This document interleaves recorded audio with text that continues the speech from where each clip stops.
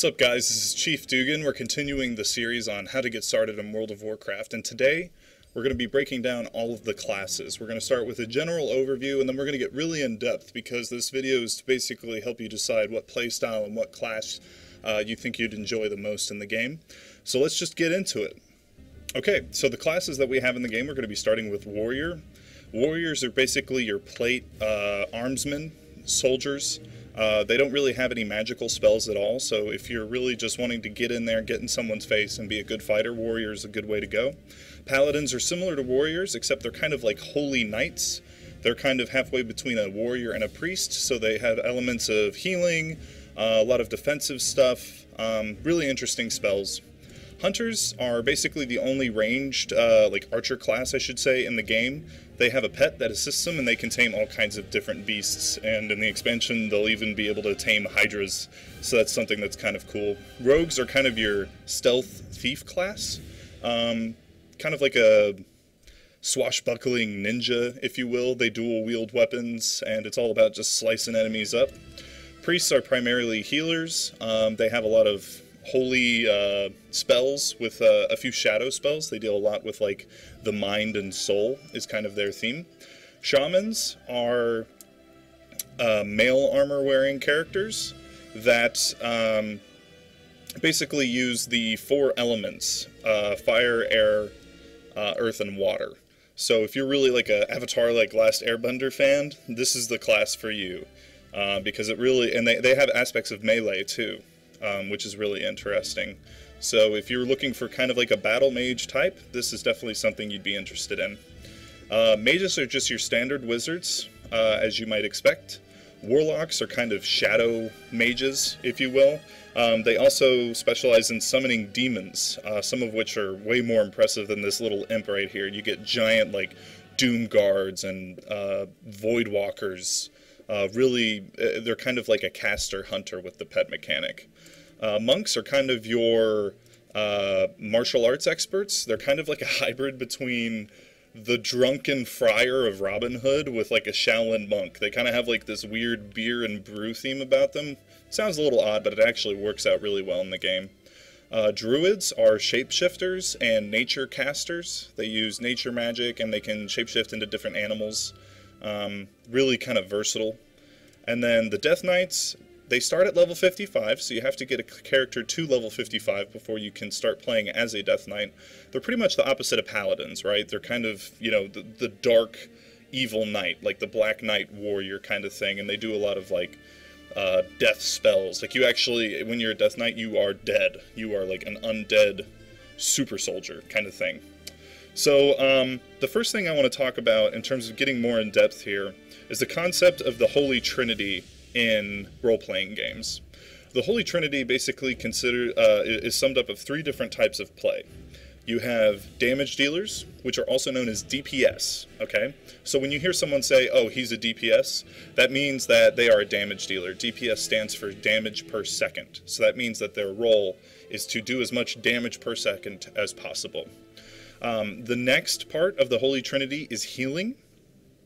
So, you know, you have all these damage dealers doing their stuff. Who's going to keep them alive?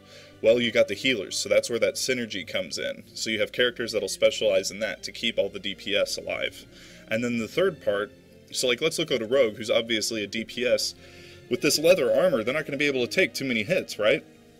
Well, that's where the tank comes in. And tanks specialize in defensive mechanics and basically maintaining what's called aggro. And what aggro is basically just the enemy mob. The mob is a AI-controlled enemy in the game. Mobs have an aggro table. So the warriors, what they do is they do as much as possible of protecting themselves while maintaining aggro so that the big dragon will attack the dude with the shield, because that's what you want. He's going to be like, hey, attack me so that my damage dealers over here can kill you, and the healers will keep us all alive. So that's the concept of the Holy Trinity. You have DPS, healing, and tanking, right? So let's talk about DPS first. There's two different kinds of DPS. You have melee and ranged. Ranged, pretty obvious, you attack from range, usually of a range between 30 and 40 yards. Most ranged spells have a cap of 40 yards, some have 30. So you actually have a really big advantage in terms of that. It's a lot longer of a distance than some people would assume. The melee DPS, you have warriors can do that, paladins, rogue, shaman, monk, druid, and death knight can all be melee DPS. Then the next kind of DPS would be ranged, as I talked about. We have hunters, we have priests, we have shamans, we have mages, we have warlocks, and then we have druids can be ranged DPS as well. Here's a druid, there we go. So that's just a quick overview of who can fill that role. In terms of healing, paladins can be healers because, again, they have the holy light.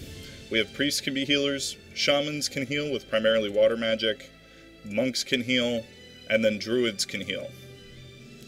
And then we have the tanking, or the protectors. And tanking is kind of like, a tank is the slang, it used to be just kind of like the slang term for a protection player, but it's pretty much common language now to just hear people say tank all the time. So the tanks can be warriors, paladins, death knights, monks, and druids. Those are the classes that can be tanks.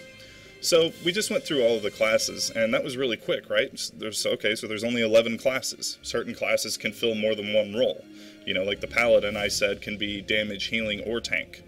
So let's talk about, I really hope this blows your mind, because this game doesn't have 11 classes. It's really more like 34 classes. And almost every single one of them, I would say at least 90%, are actually really viable. And those are called specializations, right? Each class has 3 specializations, except for the druid has 4. So that's how you get that 34 number, right? Different specializations within a class, like a healing paladin, is going to play completely different than a damage paladin or a tank paladin, that kind of thing. So this next part of the video, we're going to be going into in-depth all of the specializations. Now this is going to be a little time-consuming, but I'm going to try and give you a flavor of what each of these specializations play like. And then, just kind of on the note of specialization really quick, I did want to mention, specializations are unlocked at level 10 or 15, I'm not sure. We'll get into it when we do the actual leveling guide. But once you get to that certain kind of low level, you'll be able to specialize in an extreme aspect of something that that class does, right? So, a paladin, you won't be able to be a tank healer and damage dealer all at the same time. You're going to have to specialize, and that's when your numbers will really start going up and you'll really start being an effective player. So let's talk about like a metaphor for that. Think of it like football, right? American football. You have the linemen, big dudes who have specialized in making themselves big, strong. Yeah, they're a little slower, but they don't need to be all that fast to defend their quarterback, right? And then you have the quarterback who's usually tall, really good arm strength. He's specialized for that role. And then wide receivers, they're specialized. So if you had like a football team of all quarterbacks, it's going to be garbage, right? Because you have to be able to fill those roles to maintain the certain tactics. So you really want to, that's when you start getting all this synergy between all of these specializations. And that's what makes this game so great. Okay, so I'm going to go ahead and take a break. We just went through a lot, and there's a lot more to come. These specializations are going to take a while to get through. But I hope you guys enjoy this video, and really watch the next one, because it's going to be a continuation, and I'm just going to continue recording right now. And it should be posted roughly at the same time. So thanks, guys. I'll see you in the next one.